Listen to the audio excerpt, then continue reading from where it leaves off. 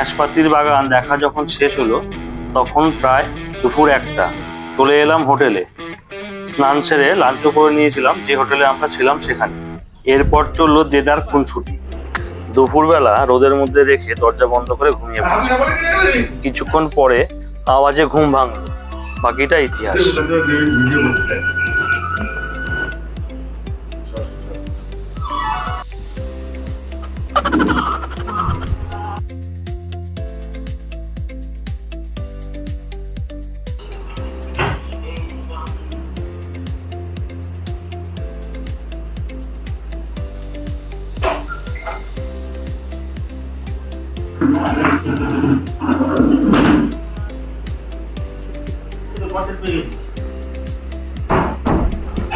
ঠিক আছে।